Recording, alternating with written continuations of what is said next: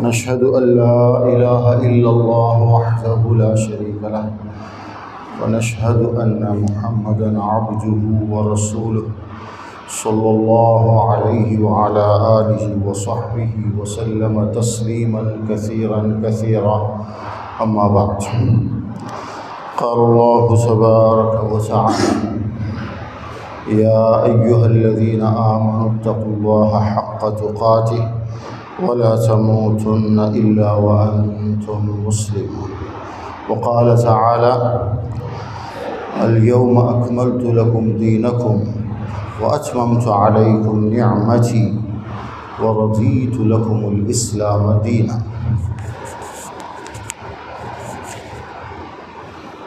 اللہ تبارک و تعالی نے نبی کریم صلی اللہ علیہ وسلم کو اس لیے بھیجا تاکہ لوگ ایک اللہ کی عبادت کی طرف آئیں اور ہر طرح کے بت پرستی اور شرک سے نکالنے کے لیے اللہ نے اپنے نبی کو بھیجا۔ اور یہ جو مقصد ہے کہ لوگ ایمان والے بن جائیں، موحد بن جائیں، اس غرض کو پورا کرنے کے لیے اللہ نے قرآن مجید عطا فرمایا۔ قرآن مجید آتا گیا، اللہ کے نبی قرآن کے الفاظ بھی تلاوت فرماتے اور اس کے جو معانی ہے وہ بھی بتاتے اور خود بھی اس پر عمل کر کے ایک پریکٹیکل نمونہ چھوڑتے۔ 23 سال میں اللہ نے یہ پورے سلسلے کو پورا کیا اور حجۃ الوداع کے موقع پر یہ آیت نازل ہوئی اليوم اکملت لکم دینکم واتممت علیکم نعمتی ورضیت لکم الاسلام دینا۔ قرآن بھی تقریباً پورا ہو گیا، لیکن اللہ نے اس آیت میں یہ نہیں فرمایا کہ میں نے قرآن پورا کیا ہے۔ کیا فرمایا؟ میں نے آج تمہارے دین کو پورا کیا ہے۔ اس آیت کے نزول کے وقت دین مکمل ہو چکا ہے۔ کیا مطلب ہے؟ دین اور قرآن دو الگ الگ نہیں ہیں۔ جو قرآن ہے وہی دین ہے۔ قرآن پورا ہوا اس کا مطلب یہ ہے کہ دین بھی پورا ہو گیا۔ جو دین نبی کریم صلی اللہ علیہ وسلم لے کر آئے وہ یہی قرآن ہے، اور آپ کی جو سنت ہے اسی قرآن کی وضاحت ہے۔ کتابوں کا ایک متن ہوتا ہے اور ایک اس کا ایکسپلینیشن ہوتا ہے۔ قرآن جو ہے وہ متن ہے، تو احادیث اور اللہ کے نبی کی جو سنت ہے وہ اس کی تشریح، ایکسپلینیشن ہے۔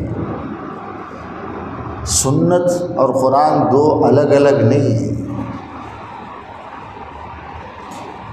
اللہ نے جو کچھ قرآن مجید میں نازل فرمایا، اللہ کے نبی نے اس کی وضاحت فرمائی، اسے کھول کھول کر زبانی بھی بیان فرمایا اور خود اس پر عمل کر کے ہمارے لیے ایک پریکٹیکل نمونہ چھوڑا۔ اسی لیے جب صحابہ نے حضرت عائشہ رضی اللہ عنہا سے پوچھا کہ امی جان، نبی کریم صلی اللہ علیہ وسلم کے اخلاق کیا ہیں، آپ کا کیریکٹر کیا ہے، تو حضرت عائشہ نے پہلے ان سے کراس کوشچن کیا، کیا تم لوگ قرآن نہیں پڑھتے؟ پھر وضاحت فرمائی آپ کے اخلاق، آپ کا کیریکٹر جو ہے وہ قرآن ہے۔ جو کچھ قرآن میں حکم دیا گیا ہے، بتایا گیا ہے، 100% ہمارے نبی نے اس پر عمل کیا اور عملی نمونہ ہمارے سامنے پیش کیا۔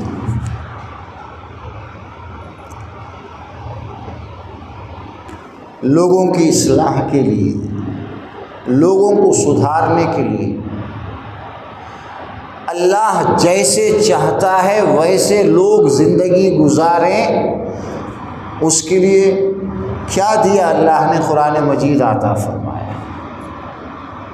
اور جب قرآن پورا ہوا تو اللہ نے یہ نہیں فرمایا کہ آج میں نے قرآن پورا کیا ہے، بلکہ کیا فرمایا؟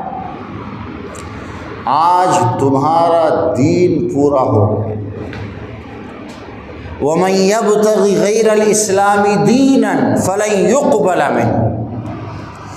اب یہ جو دین پورا ہو گیا ہے اس قرآن کے ذریعے سے، تم میں سے اگر کوئی اس کے علاوہ بھی کہیں اور اپنے لیے ہدایت تلاش کرے گا تو قبول نہیں کیا جائے گا۔ اس سے ہٹ کر، اس کے باہر، اس کے اگینسٹ میں کوئی صحیح طریقہ نہیں ہے۔ اس کے علاوہ جتنے طریقے ہیں سب باطل ہیں، سب جھوٹے ہیں۔ کوئی بات اگر اس سے میچ نہ کھائے تو وہ جھوٹی ہے، اس کی کوئی اصل نہیں۔ اسی لیے تمام اہل سنت کے جو معتبر علماء گزرے ہیں اللہ کے نبی سے لے کر آج تک،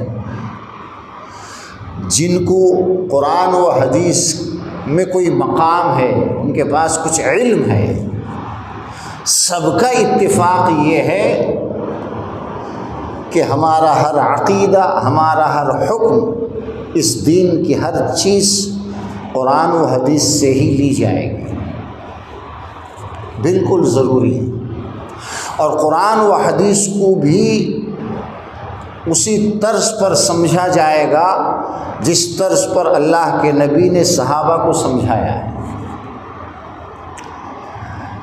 جو بات جیسے صحابہ نے اللہ کے نبی سے سمجھا ہے، ہمیں بھی اسی دائرے میں رہ کر سمجھنا ہے۔ ہمیں عربی آ گئی، ہم ڈکشنری اٹھا کر قرآن کی آیتوں کو اپنے حساب سے سمجھنے کی کوشش کریں گے تو گمراہ ہوں گے اور اس کا کوئی اعتبار نہیں ہوگا، اور ہم اللہ اور اس کے رسول پر جھوٹ بولنے والوں میں سے ہوں گے۔ اور اللہ کے نبی نے یہ فرمایا کہ مجھ پر جھوٹ بولنا ایک عام آدمی پر جھوٹ بولنے کے برابر نہیں ہے۔ کسی اور آدمی کے بارے میں جھوٹ بولو گے حرام ہے، بڑا گناہ ہے، لیکن اللہ اور اللہ کے نبی کے بارے میں، ان کی آیتوں کے بارے میں جھوٹی تفسیر کرنا، جھوٹی تشریح کرنا، کچھ ہے حدیث میں اور کچھ سمجھانے کی کوشش کرنا، یہ ایسا جھوٹ ہے، عام جھوٹ کے مقابلے میں اس کی سزا بہت زیادہ ہے۔ یہ بہت بڑا جھوٹ ہے، اس سے ہر ایک کو بچنے کی ضرورت ہے۔ تو کیا پتہ چلا؟ اللہ کے نبی ہی کے زمانے میں حجۃ الوداع کے موقع پر جب یہ آیت نازل ہوئی، ہمارا دین مکمل ہے۔ دین مکمل کا مطلب کیا ہے؟ جتنے دینی احکام ہیں سب مکمل ہیں۔ نماز ایک رکن ہے اسلام کا، دین کا۔ اللہ کے نبی ہی کے زمانے میں نماز بھی مکمل ہے، نماز کے پڑھنے کا طریقہ بھی مکمل ہے۔ اللہ کے نبی کے بعد کوئی آ کر یہ کہے کہ نماز کا یہ صحیح طریقہ ہے، جھوٹا ہے، مکار ہے۔ اس کی بات کا کوئی اعتبار نہیں ہے اگر وہ اپنی بات کے پیچھے کوئی آیت اور کوئی حدیث واضح کلیئر نہ ہو۔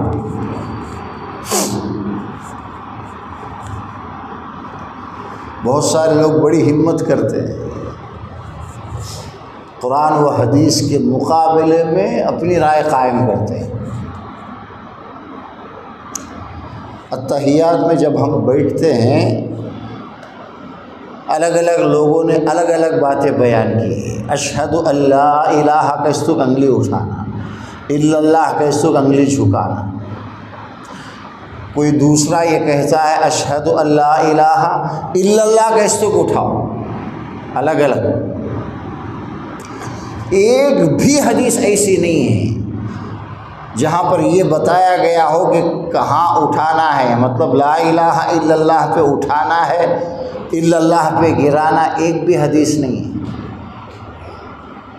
حدیث میں تو یہ ہے کہ اللہ کے نبی اتحیات میں جب بیٹھتے ہی اتحیات شروع کرنے سے پہلے ہی انگلی کا اشارہ کرتے، انگلی کو اٹھاتے اور اسی انگلی کی طرف دیکھتے ہوئے ہلکا سا اسے اشارہ کرتے ہوئے پوری اتحیات پڑھتے۔ اور یہ انگلی اتحیات میں بھی، درود شریف میں بھی، دعائے معصورہ سب میں سلام پھیرنے تک اسی طرح اٹھی رہتی، یہ حدیثوں میں۔ اور عجیب بات ہے، میں نے ایک پرچہ دیکھا ہے، ہمارے گنٹور کے علماء نے اس کو اشہد اللہ الہ پہ انگلی اٹھانا یہ اللہ کے نبی کی سنت ہے، اور وہاں پر حدیث کون سی لائے ہیں کہ اللہ کے نبی جب اتحیات میں بیٹھتے تو انگلی سے اشارہ کرتے، اسی کی طرف دیکھتے۔ کتنے جھوٹے مکار ہیں، ان کو اتنا سمجھ میں نہیں آتا ہے کس پر جھوٹ بول رہے ہیں۔ تو صحیح بات یہ ہے اتحیات میں بیٹھتے ہی آپ انگلی اٹھاؤ، یہی دین ہے، یہی اللہ کے نبی نے ہمیں سکھایا ہے۔ اور یہ اٹھی ہوئی انگلی سلام پھیرنے تک اٹھی رہے گی، اسے جھکانا نہیں ہے، یہ ہے حدیث کے اندر۔ اس کے علاوہ کوئی ایک بھی حدیث، ضعیف حدیث میں بھی اس کا ذکر نہیں جو ہم کرتے آئے ہیں۔ اشہد اللہ الہ کا استق انگلی اٹھا،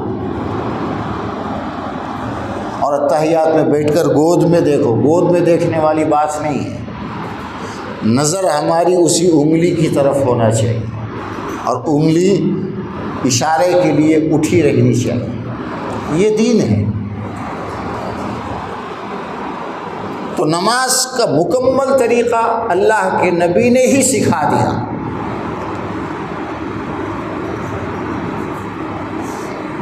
اور صحابہ نے ہم تک اس کو پہنچایا۔ اب قیامت تک کسی کو اس میں اختلاف کرنے کی اجازت نہیں۔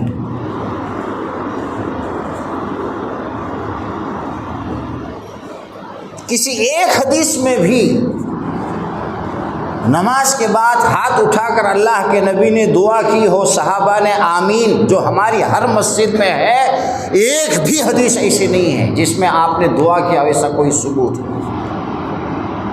بلکہ اس کے خلاف بخاری میں آتا ہے کہ اللہ کے نبی سلام پھیر کر مصلیوں کی طرف اپنا رخ کرتے تھے، گھوم کر بیٹھتے، اور پھر حدیث میں آتا ہے کہ ایک بار اللہ اکبر پڑھو، 3 بار استغفر اللہ، پھر اللہم انت السلام، مختلف دعائیں جو بیٹھ کر ہاتھ اٹھائے بغیر کرنے کی ہیں، جو اللہ کے نبی نے سکھایا ہے۔ ہر حدیث کی کتاب میں آپ کو موجود ہے، مل جائیں گے۔ ایک حدیث بھی اللہ کے نبی سے یہ نہیں ملے گی کہ سلام پھیر کر ہاتھ اٹھا کر دعا مانگتے تھے۔ لیکن ہماری بیماری ہے، ہم کسی کے پیچھے چلتے ہیں تو ہمارے بڑے چھوٹے سب چلتے ہیں۔ بھائی عام آدمی تو ٹھیک ہے، وہ تو دیکھ کر کرے گا، امام صاحب جیسے کر رہے ویسے وہ کرے گا، لیکن آپ امام صاحب ہو، آپ کو اللہ نے تھوڑا بہت علم دیا ہے، آپ تلاش تو کرو کہ یہ کس حدیث میں ہے۔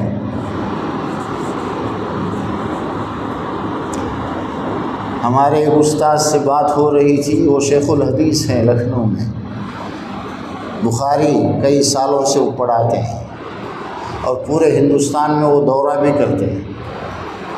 ابھی ایلور کے قریب ایک جگہ آئے تھے تو میں ملنے کے لیے گیا تھا، تو کہہ رہے تھے کہ یہ مسئلہ اتنا گمبھیر ہے، ہم سمجھا نہیں، کیسے سمجھائیں پبلک کو؟ جو ہم کر رہے ہیں وہ غلط ہے، لیکن ہم سمجھا نہیں پاتے ہیں۔ میں نے کہا سمجھانے کی ایک ہی شکل ہے کہ آپ شروع کر دو، جو سنت ہے۔ دنیا مخالف ہو جائے کوئی بات نہیں، مانتے ہوئے بھی پبلک کو بتانا ان کے لیے اتنا مشکل ہو جاتا ہے۔ یہی تو کتمان علم ہے، علم کو چھپانا۔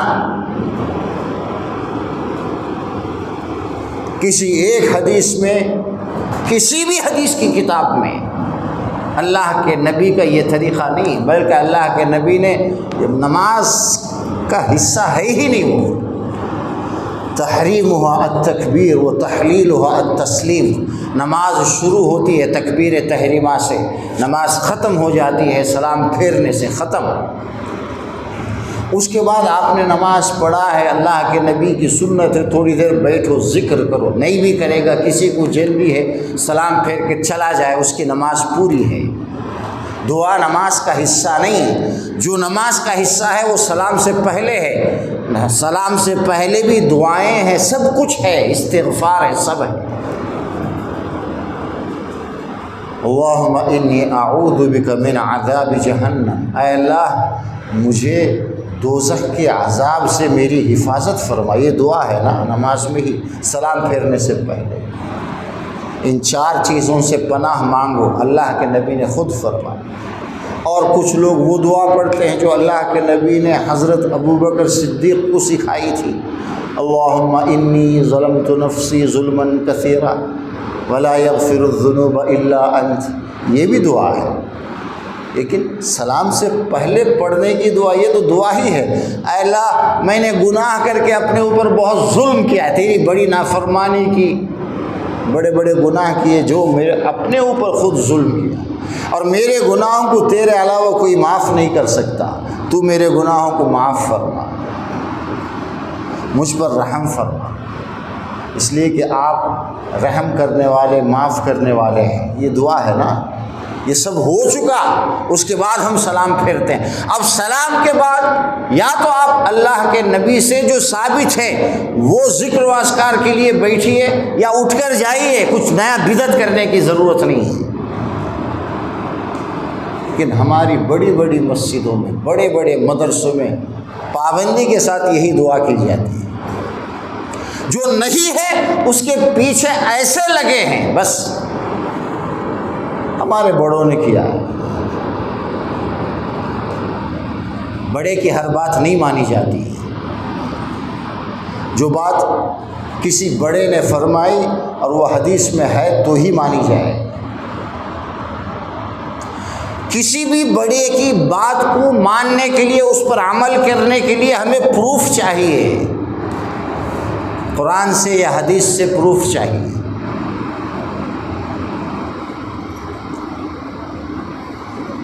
ساری زندگی امام ابو حنیفہ رحمۃ اللہ علیہ انکار کرتے رہے کہ مجھے چیف جسٹس نہیں بننا۔ اس وقت کی جو حکومت تھی خلافت بنو عباسیہ، ان کے خلفاء آفر کرتے تھے، دھمکی دیتے تھے، جیل میں بھی ڈالا کہ آپ ہمارے چیف جسٹس بنو۔ کیوں؟ نام تھا ایک ابو حنیفہ رحمۃ اللہ علیہ کا، وہ چاہتے تھے کہ یہ ہمارے ساتھ ہو گئے تو ہماری خلافت جو ہے اس کی ضمانت ہو جائے گی، کوئی ہمارے خلاف نہیں اٹھے گا، پبلک ہمارا ساتھ دے گی، اور پھر اپنے مرضی کے فیصلے بھی کرا سکتے ہیں۔ اور ابو حنیفہ اس بات کو جانتے تھے کہ یہ جو مجھے آفر ہو رہا ہے، قرآن و حدیث کو چھوڑ کر ان کی مرضی کے حساب سے مجھے فتوے دینا پڑے گا، مسئلہ بیان کرنا پڑے گا، اس لیے وہ راضی نہیں ہوئے، ساری زندگی انکار کرتے رہے، بہانہ کرتے رہے۔ اور یہ تاریخی طور پر ثابت ہے کہ پھر ان لوگوں نے زہر دے کر ابو حنیفہ رحمۃ اللہ علیہ کو قتل کیا، اتنے بڑے امام، لیکن مانے نہیں، جان جائے کوئی پرواہ نہیں ہے، کوئی سزا کے طور پر ڈر کر کوئی برا کام کر کے نہیں مرے ہیں۔ چیف جسٹس کا جو عہدہ ہے وہ قبول نہ کر کے وہ مارے گئے ہیں۔ ایک تو وہ لوگ تھے۔ آج ہم چھوٹی چھوٹی نوکری کے لیے جھوٹ بولتے ہیں، رشوت دیتے ہیں، کیا کیا کرتے ہیں۔ وہ حکومت جو 3 بر اعظموں پر تھی، 3 کھنڈما میں، افریقہ، یورپ اور ایشیا، اتنی بڑی حکومت تھی۔ ہارون الرشید کہا کرتا تھا جب بادل گرجے تو کہتا تھا بادل سے کہ تو کہیں بھی جا کر برس، لیکن اس کا فائدہ مجھے پہنچے گا۔ سارا جہاں میرے انڈر میں ہے، بارش کہیں بھی ہوگی، وہاں فصل ہوگی تو وہاں جو کچھ خراج وہ تو میرے پاس ہی آئے گا نا، میرے ہی۔ آندھرے میں کہیں بھی بارش ہو، کہیں بھی کھیتی ہو تو گورنمنٹ کو تو فائدہ ہوگا۔ اتنی بڑی حکومت تھی اس کی۔ اس کے یہ چیف جسٹس تھے، آفر تھا لیکن مر گئے، لیکن قبول نہیں ہوئی۔ لیکن ان کے ہی شاگرد امام ابو یوسف، جن کو قاضی کے نام سے جانا جاتا ہے، پہلی بار چیف جسٹس وہ بنے، ان کے شاگرد، ان کے اسٹوڈنٹ اس آفر کو قبول کر لیے اور بن گئے۔ کہاں استاذ کی بات مانے وہ۔ اگر قاضی ابو یوسف نہ بنے ہوتے تو حنفیت اتنی نہیں پھیلتی، دنیا میں کوئی جاننے والے بھی نہیں ہوتے حنفی مسلک کو۔ آج دنیا میں جو اتنی شہرت ہے، جو سب سے بڑا مذہب ہے، سب سے زیادہ فالوور ابو حنیفہ کے ہیں، اس کی بنیادی وجہ ہے ابو یوسف نے اس آفر کو قبول کیا رحمۃ اللہ علیہ۔ ان کی کیا مصلیت تھی؟ استاذ کو جو سمجھ میں نہیں آیا، شاگرد کو سمجھ میں آ گیا۔ پھر 500 سال تک ان کے شاگرد بنتے رہے چیف جسٹس۔ 500 سال خلافت بنو عباسیہ، پھر 600 سال خلافت عثمانیہ، یہ عثمان امپائر کے نام سے، 1100 سال تک وہ جو مرکزی خلافت ہوتی تھی، وہاں ابو حنیفہ کے شاگردوں کے شاگرد قاضی بنتے رہے۔ اس لیے پوری دنیا کے اندر حنفیت پھیلی ہے، کوئی علمی بنیاد پر، اس لیے نہیں کہ ان کے اندر بڑے بڑے علماء گزرے، ایسا نہیں۔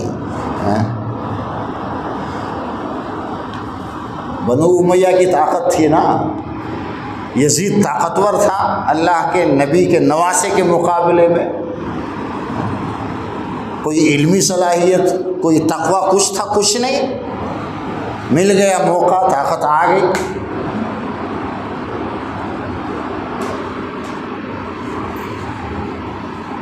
ماننے والے کبھی یہ نہیں سوچتے ہیں کہ ہم کسی چیز کو قرآن و حدیث کی بنیاد پر مانیں۔ قرآن و حدیث سے ہٹ کر ہمارا کوئی نہ مسئلہ ثابت ہو سکتا ہے، نہ کوئی حکم ثابت ہو سکتا ہے۔ جو مسئلہ، جو کوئی بات قرآن و حدیث سے ہٹ کر ہوگی، وہ گمراہی ہوگی، وہ بدعت ہوگی، اس کا کوئی اصل نہیں، اس کا کوئی اعتبار نہیں۔ تو نماز، روزہ، زکوٰۃ، حج، اسلام کے جتنے احکامات ہیں وہ اللہ کے نبی ہی کی زندگی میں قرآن و حدیث کے ذریعے سے اللہ نے اس کو مکمل کیا ہے۔ دین کا کوئی ایک شعبہ بھی ایسا نہیں چھوڑا جس میں آگے چل کر نئے نئے احکام کی ضرورت ہو، نئے نئے طریقوں کی ضرورت ہو، ایسا نہیں چھوڑا۔ اگر کوئی یہ سمجھتا ہے کہ دین کا فلاں حصہ ناقص، انکمپلیٹ تھا، بعد میں آ کر کے وہ کمپلیٹ ہو گیا، وہ بددین ہے، وہ گمراہ ہے، وہ مسلمان نہیں ہے۔ ہم میں سے ہر ایک کو اس بات کا یقین کرنا ہے، ضروری ہے کہ دین اللہ کے نبی ہی کی زندگی میں مکمل ہے، اور مکمل قرآن مکمل ہوتے ہی دین مکمل ہو گیا۔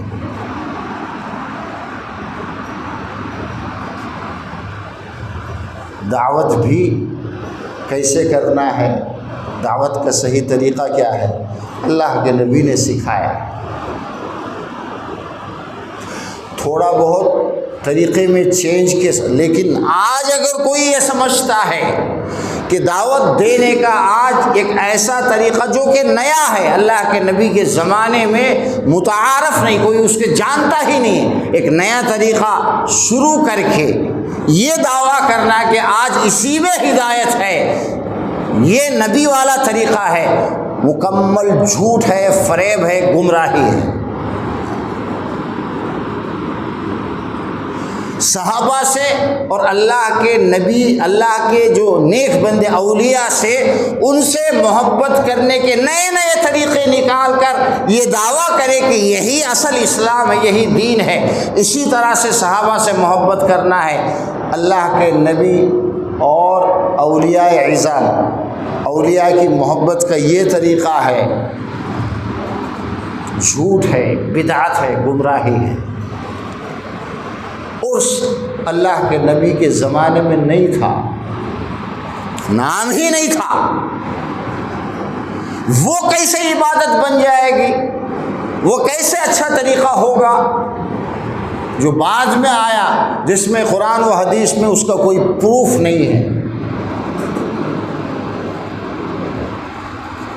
اس طرح جا کر سندل کے پانی سے دھونا، کیا کیا کرنا، یہ سب جو ہنگامے کرتے ہیں، اگر یہ اچھی چیز ہوتی تو اللہ کے نبی بھی تو کر سکتے تھے نا۔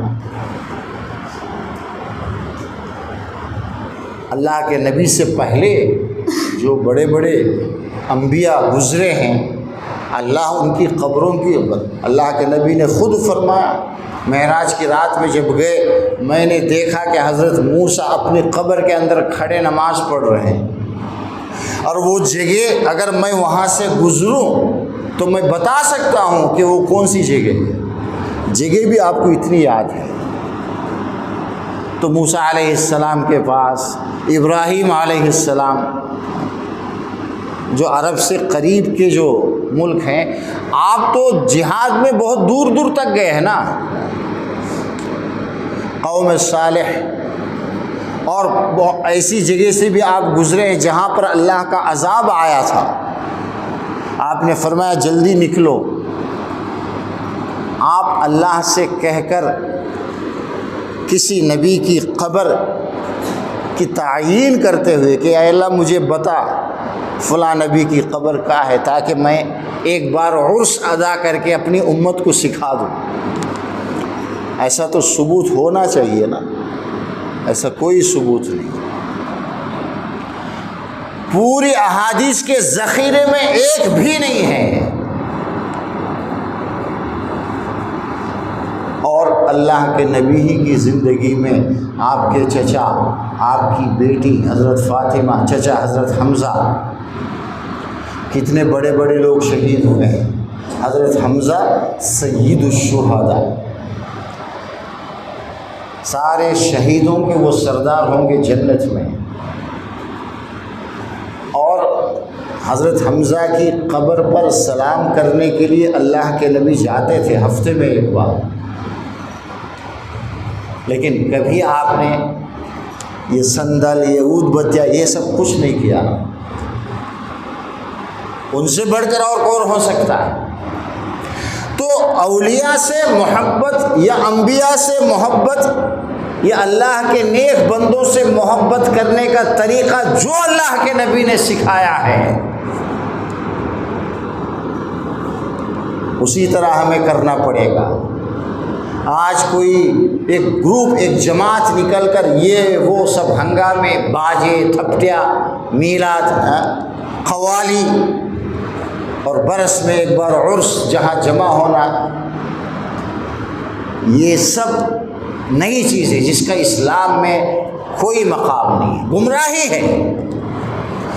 یہ اسی آیت سے یہ ساری چیزیں نکلتی ہیں۔ الیوم اکملت لکم، دین مکمل ہو گیا۔ اس کے بعد جو جو چیزیں اس دین میں آئی ہیں سب گمراہ ہیں۔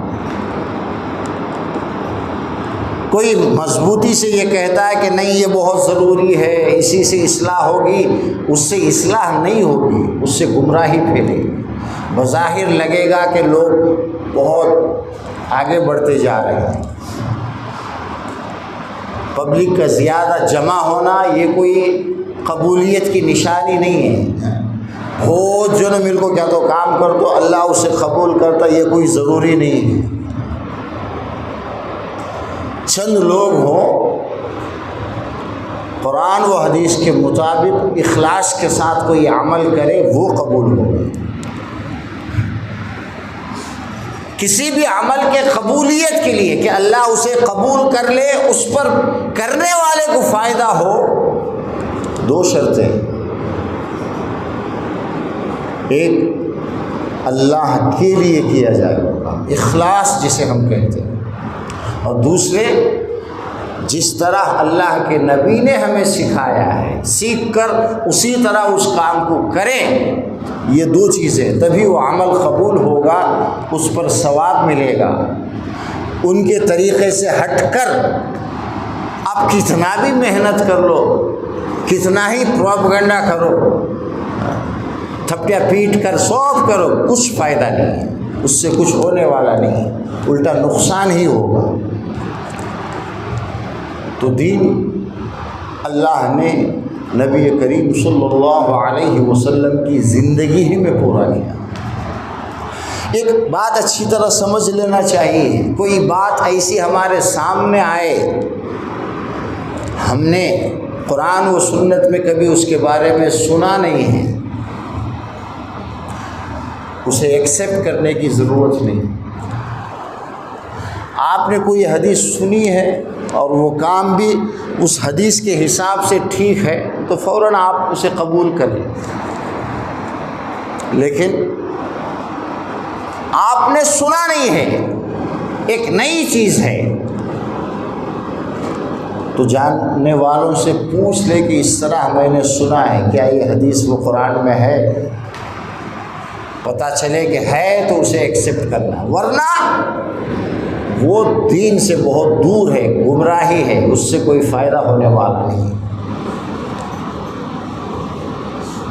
اور آدمی کو ہمیشہ سچ بولنا چاہیے. سچ جو ہے بہت بڑی نیکی ہے. سچ بولنا اتنا آسان بھی نہیں ہے. وقت اور حالات کے حساب سے آدمی جو ہے لوگوں کا خیال کرتے ہوئے بہت سارے سچ کو چھپاتا ہے. سچ کو چھپانا بہت بڑا گناہ ہے. ان الصدق لیہدی الی البر، اللہ کے نبی نے فرمایا، بخاری اور مسلم دونوں کی یہ حدیث ہے. سچ جو ہے وہ نیکی کی طرف انسان کو لے جاتا ہے. سچ بول کر آدمی نیک عمل کرتا ہے، نیک عمل کی توفیق اسے ملتی ہے، اچھا کام کرنے کی توفیق ملتی ہے. وَإِنَّ الْبِرَّ يَهْدِي إِلَى الْجَنَّةِ، اور نیک عمل جنت کی طرف لے جاتا ہے.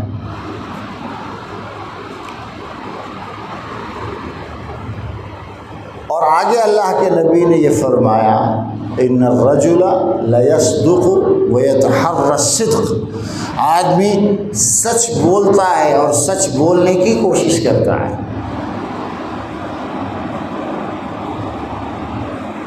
اس کوشش کی وجہ سے اللہ کے یہاں اس کا نام سچ بولنے والوں میں لکھا جاتا ہے. حتی یکتب عند اللہ صدیقا، سچ بولنا، سچ بولنے کی کوشش کرنا، اور سچ کے جو اپوزٹ میں ہے اسے سچ کو نہ چھپاتے ہوئے اگر کوئی بات ہے تو بول دینا کہ یہ صحیح نہیں ہے، جھوٹ ہے. اسی حدیث کے میں آگے ایک ہی حدیث میں دونوں باتیں ہیں. اللہ کے نبی نے فرمایا وَإِنَّ الْكَذِبَ لَيَهْدِي إِلَى الْفُجُورِ، جھوٹ جو ہے وہ انسان کو گناہ کی طرف ڈھکیلتا ہے. کیا ہے لے ذرا جھوٹ بولے ہم کر لیتے رہتا. جھوٹ بولنا شروع کرنے کو جو ان گناہوں میں مبتلا، ایک کے بعد ایک گناہ کرتے چلا جاتا. وَإِنَّ الْفُجُورَ لَيَهْدِي إِلَى النَّارِ، اور گناہ کی وجہ سے یہ دوزخ میں جائے گا. وَإِنَّ الرَّجُلَ لَيَكْذِبُ وَيَتَحَرَّى الْكَذِبَ حَتَّى يُكْتَبَ عِندَ اللَّهِ كَذَّابًا۔ اور آدمی جھوٹ بولتے بولتے پریکٹس کرتا ہے جھوٹ بولنے کی، تھوڑے دنوں سوچتے رہتے گناہ تو اسے کیا بولنا، فوراً آئیڈیا آتا نہیں نا، پہلے سوچ کو رہتے، وہ تحری کا تو وہ کوشش کرنا۔ کچھ لوگ سچ بولنے کی کوشش کرتے ہیں کہ کسی طرح میں جھوٹ سے بچوں، سچ بولوں، کیسے بولوں، پلاننگ کرتے سوچتے ہیں۔ اور کچھ لوگ کون سا کہ ایک جھوٹ بول کو کم نکلنا، کیا کیا بولنا، ان سوچتے رہتا۔ ایسے آدمی کو اللہ کے یہاں جھوٹا لکھا جاتا ہے، اللہ کے رجسٹر میں۔ اب وہ جھوٹا ہے، کذاب، وہ کچھ بھی کر لے، وہ زندگی گزار رہا ہے اور اللہ کے یہاں وہ جھوٹا بنا ہوا ہے۔ اور جھوٹ بھی دینی معاملات میں آپ جانتے ہیں کہ یہ بات صحیح ہے، پھر بھی آپ بیان نہیں کرتے، سب سے بڑے جھوٹے ہیں آپ۔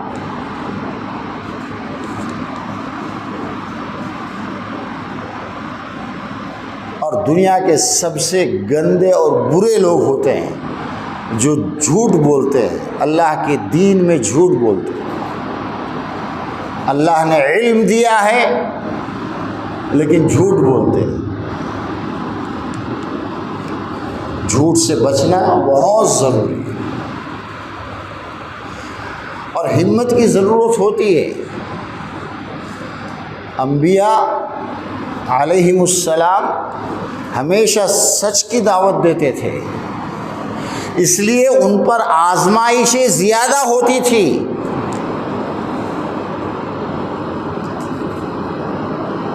ہر نبی کو ستایا گیا ہے، ہر نبی کو تکلیفیں دی گئی ہے۔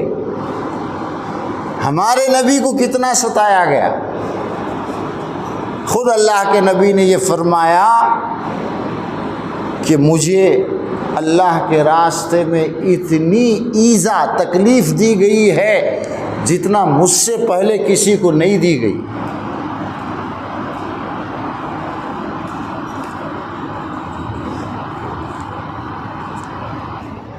آپ مخالفین میں بھی جا کر کے سچی بات کریں گے تو آپ کو تکلیف ہو سکتی ہے نا۔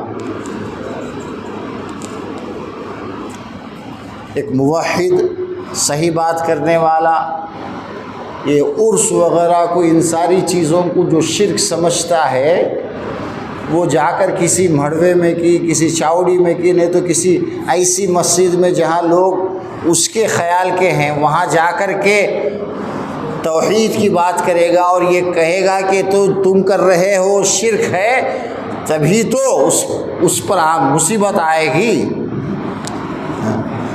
یہ ہماری مسجد میں نو، یہ ہمیں جائیں نہ گھما، پہلے ہی سے کٹ کر لیے، اپنا حلقہ بنا لیے، زندگی بھر تم دعوت دیتے رہو، کوئی تکلیف آئے گی ہی نہیں۔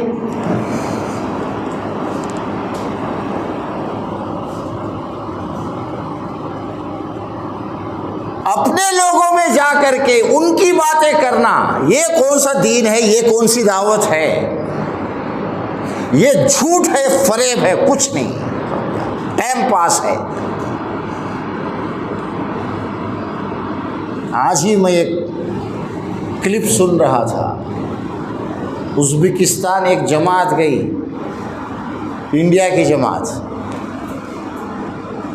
وہاں مسجد میں یہ لوگ وضو کر کے اپنی چپل مسجد کے اندر لے جا کر حفاظت سے رکھ رہے تھے۔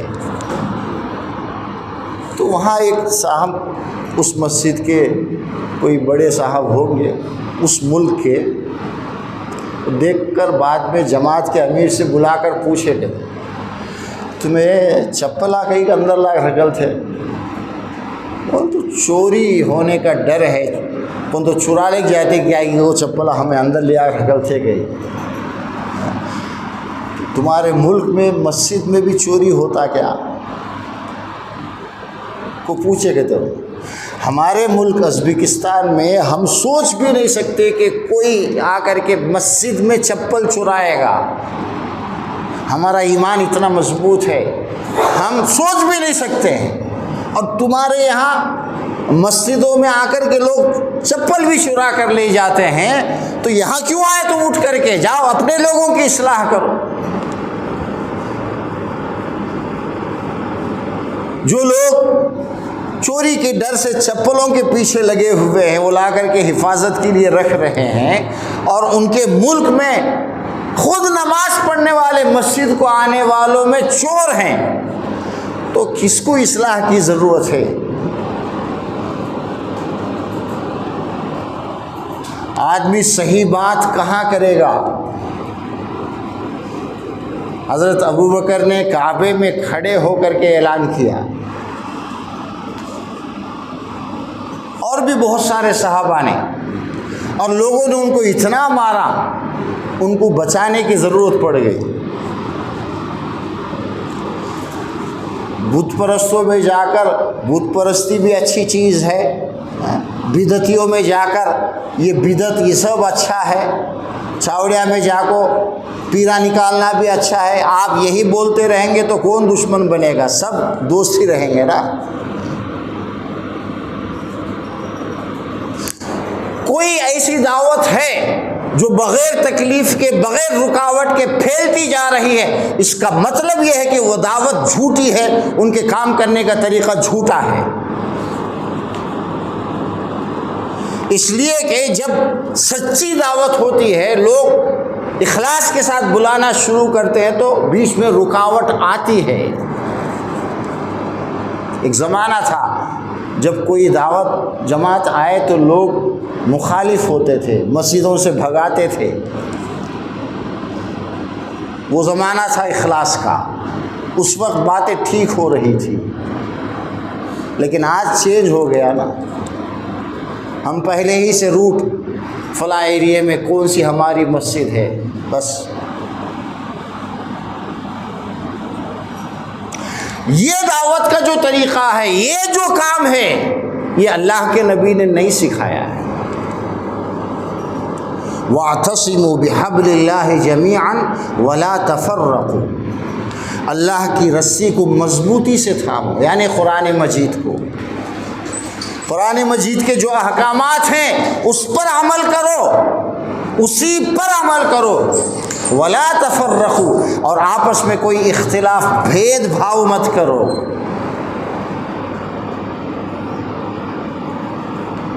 الگ الگ پارٹیوں میں، جماعتوں میں تقسیم مت ہو جانا۔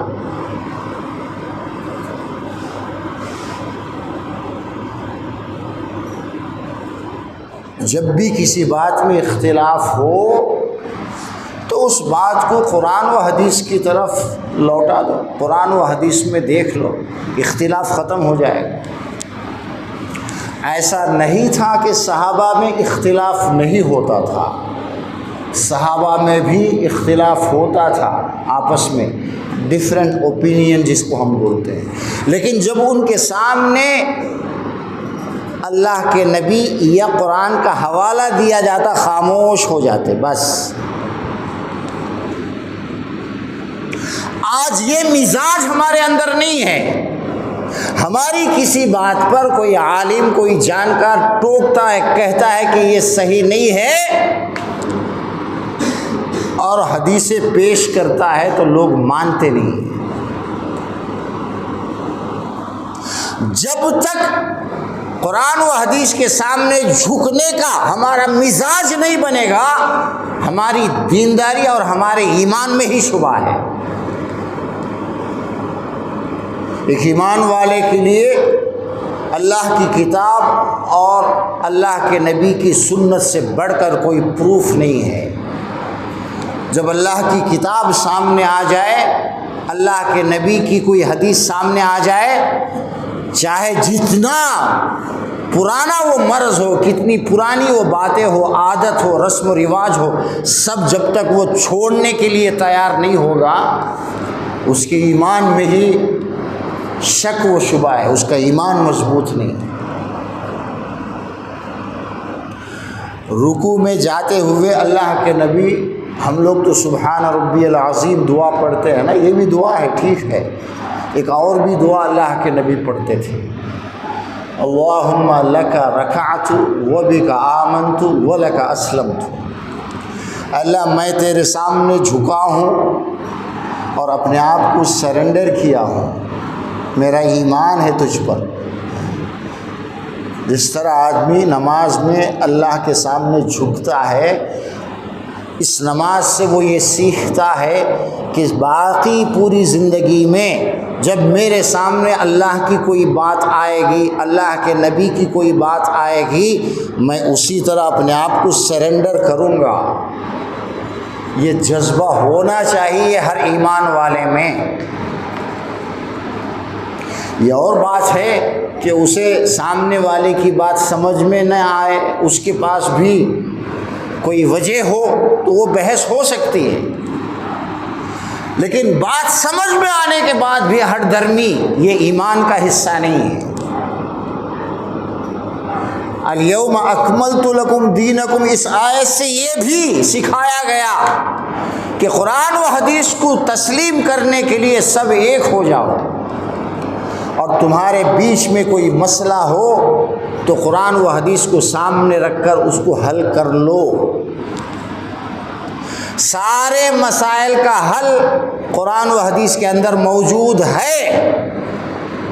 آج ہم سب بیٹھ کر قرآن و حدیث سے اپنے مسائل کو اکٹھا کرنا چاہے، اپنے اختلافات کو دور کرنا چاہے تو ہم کر سکتے ہیں، جیسے صحابہ نے کیا تھا، لیکن کسی میں جذبہ ہی نہیں ہے، کوئی کسی کے بات سننا ہی نہیں چاہتا ہے۔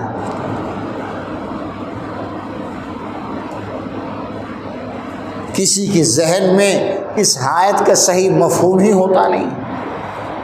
وَمَن يَبْتَغِ غَيْرَ الْإِسْلَامِ دِينًا فَلَن يُقْبَلَ مِنْهُ۔ کتنی اچھی مثال پیش کی جاتی ہے حضرت عبداللہ ابن عمر رضی اللہ عنہ، بہت بڑے صحابی ہیں، کئی ہزار حدیثیں انہوں نے اللہ کے نبی کی روایت کی۔ اللہ کے نبی کے باتوں کو ہم تک پہنچانے میں جو چند بڑے مشہور صحابہ ہیں ان میں ان کا نام ہے۔ ان کو ایک بات نہیں معلوم تھی، وہ بات کیا تھی؟ جنازے کی نماز، جنازہ جو ہے وہ یہ سمجھتے تھے کہ نماز پڑھ تو بس، قبرستان تک جانا، دفن کرنے میں بھی ساتھ رہنا یہ کوئی ضروری نہیں ہے۔ لیکن ایک مرتبہ کسی اور صحابی جو درجے میں ان سے نیچے کے ہیں، انہوں نے یہ بتایا کہ میں تو یہ حدیث سنا ہوں اللہ کے نبی کی کہ نماز پڑھنا بھی اور قبرستان تک جا کر مردے کو مٹی دینا یہ دونوں ثواب کے کام ہیں۔ ایک ایک نماز، جنازے کی نماز پڑھنے پر ایک پہاڑ کے برابر ثواب ملے گا، اور دفن میں، تدفین میں مٹی دینے تک ساتھ رہے گا تو وہ ایک الگ پہاڑ، تو دو پہاڑ کے برابر ثواب ملے گا۔ انہوں نے نہیں کہا تو بچہ ہے میرے سامنے کیا حدیث بیان کرے گا، تو بڑے صحابی تھے نا عبداللہ ابن عمر، لیکن خاموش ہو گئے۔ جب اسے اللہ کے نبی کے نام سے کوئی بات آئے، کسی کی مجال نہیں ہے کہ اس سے آگے بڑھ کر کوئی بڑی بڑی باتیں کرے، نہیں۔ جس طرح اللہ کے نبی کی زندگی میں اللہ کے نبی کے سامنے زور سے بولنا یا انہوں بولے سو بات تک نہیں پکڑالنا حرام ہے، اتنا بڑا حرام ہے کہ ساری زندگی کے ہمارے عبادت، ہمارا ثواب سب برباد ہو سکتا ہے۔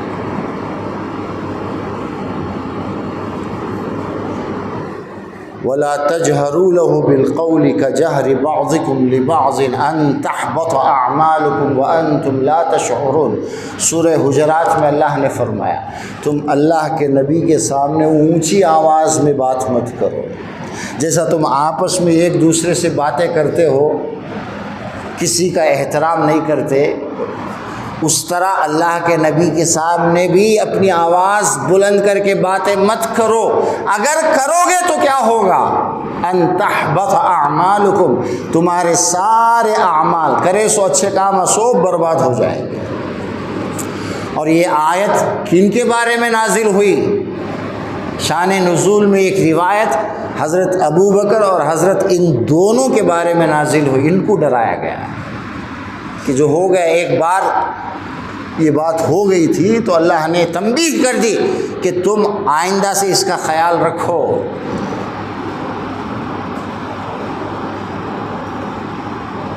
حدیثوں کا انکار کرتے ہیں لوگ، حدیثوں کے سامنے جھکتے نہیں ہیں، مانتے نہیں ہیں،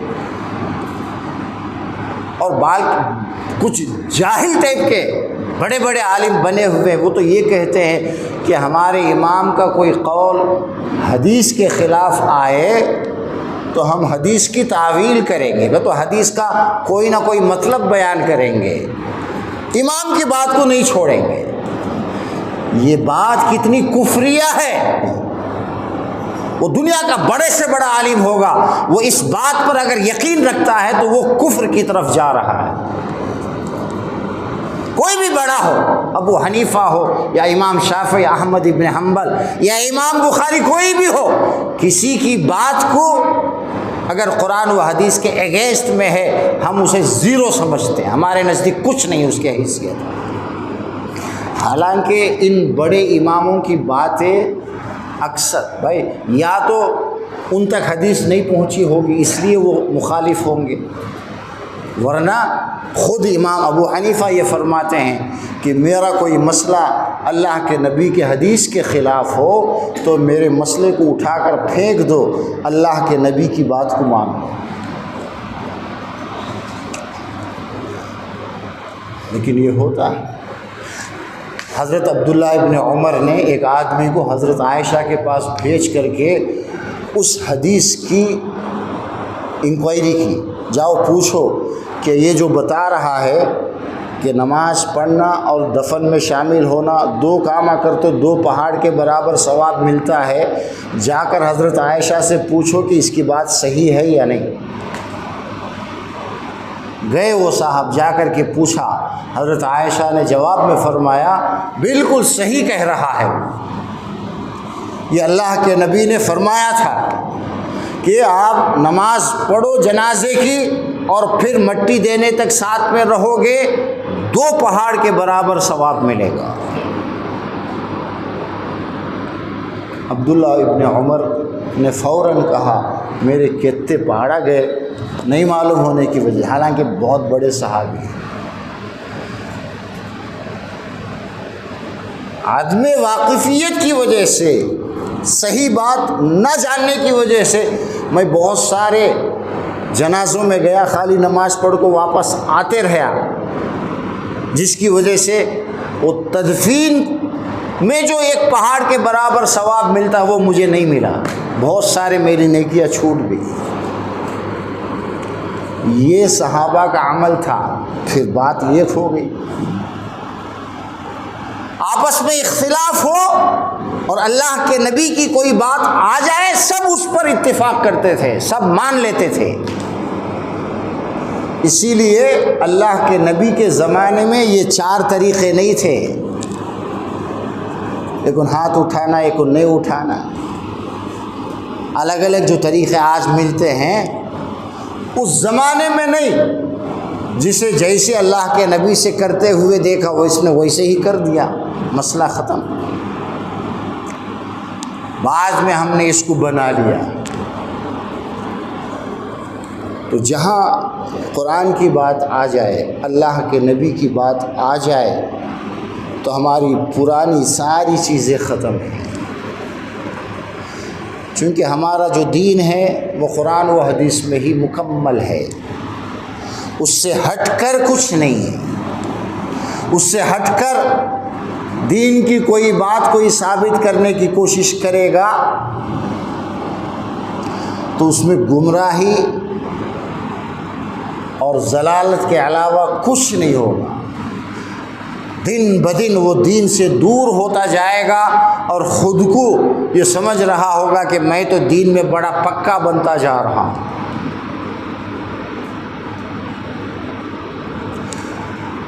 اللہ تبارک و تعالی ہمیں اس بات کا پورا یقین ہمارے اندر پیدا فرمائے کہ ہمارے لیے قرآن و حدیث ہی اصل معیار ہیں، اور ہمارا دین اسی قرآن و حدیث کے اندر ہی پورا ہے۔ اب ہمیں کسی اور کی ضرورت نہیں ہے۔ اللہ نے اس قرآن کے ذریعے سے، ہمارے نبی کے ذریعے سے نبوت کے سلسلے کو ختم کیا ہے کہ آئندہ سے کوئی نبی نہیں ہوگا۔ کیوں؟ مکمل ہو چکا ہے دین۔